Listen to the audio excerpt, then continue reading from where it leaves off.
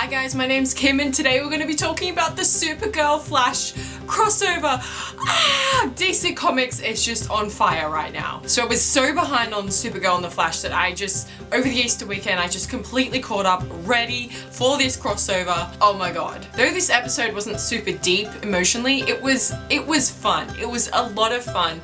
And I think the Flash and Supergirl together were just so adorable. I know they sort of became like almost best friends straight away, but if you think about it, their personalities are very, very similar to each other. So to me, it kind of felt like they'd almost been friends forever. So putting them together was just like a perfect match. I'm not talking about romantically, I'm talking about friendship. They are perfect for each other. They just fit. Some other exciting things in this, now that I'm finally caught up to Supergirl, is they've brought Siobhan into it. Silver Banshee. I was so excited about this when I first saw her. I thought, oh my god, come on, she has to turn into Silver Banshee. What I think is really exciting about this is I really love Siobhan Smythe in the New 52 Supergirl. Now a lot of people are ripping on the New 52 saying it's crap and all that stuff, but I actually really like the Silver Banshee rendition in the New 52 Supergirl. If you haven't read it, I highly suggest reading it. It's a very good adaptation of the Silver Banshee. They sort of play her a bit more human-like rather than the villain that she's always been for Superman. In the New 52 Supergirl, Siobhan and Kara are actually really good friends, so it would be really exciting to see this in this series. I know there have been villains at the moment, but the Silver Banshee's always a villain. It would be really cool, I think, if she could become friends with Kara, and we see that same dynamic as we do in the New 52 Supergirl book. I also do sort of wish that Siobhan had like an Irish accent, but I understand for American viewers it might be a bit confusing to understand an Irish accent.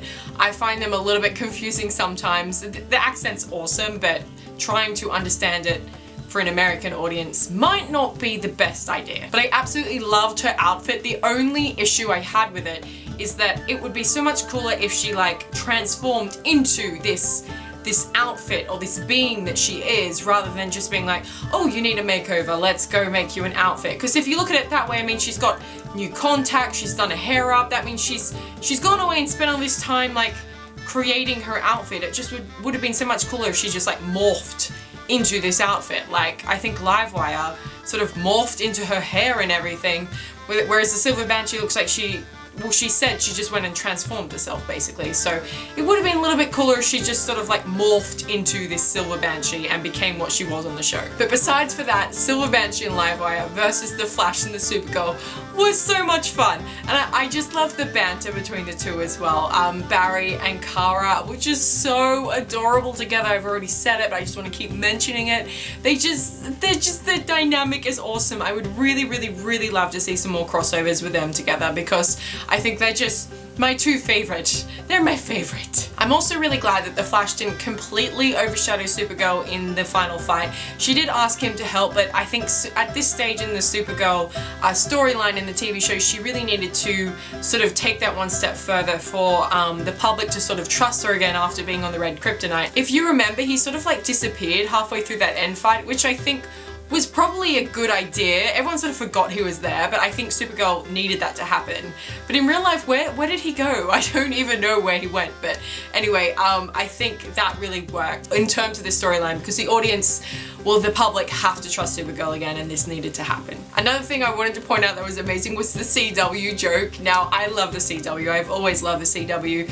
Lately, their shows aren't as great as I wanted them to be. I think maybe I've sort of outgrown them a little bit more. So I've moved on to different types of shows. So I really liked the joke that Cat Grant said about the CW cast, all of them looking beautiful and perfect. You know, there's no imperfections on any of the cast members, which is basically the CW. Like, if you think about it, every single show, everyone is like perfect looking.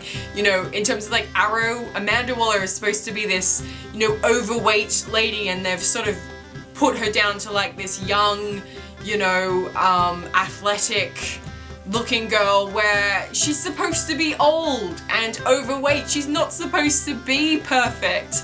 So I think that was a really good stab at the CW, so good job there. Overall, I really love this episode. It was so cute, and as I said, I really hope they do continue to do these sort of crossovers. I know they're in separate worlds and they sort of explain that, and it doesn't seem likely that the Flash would cross back into Supergirl or anything like that, but it would be really, really cool if they did. I think it would be really exciting to see them together again.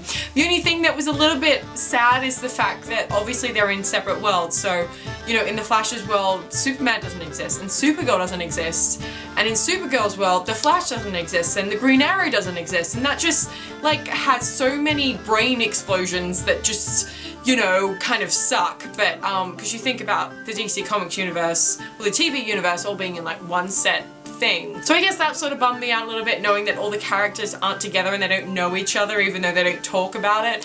So maybe that could be fixed in the future, who knows, but the fact that they've done this crossover I think is the first step into something amazing. So that was my review today for the episode, guys. I hope you enjoyed. What did you guys think of the episode? I think it was really fun. A really fun thing to be in the DC Comics universe at the moment, because we've just had, of course, BVS came out and it was so intense and dark, so this was something a little bit nicer to share. We've got the Supergirl and the Flash coming together, so it was perfect. What did you guys think of the episode? Leave me a comment below so we can discuss.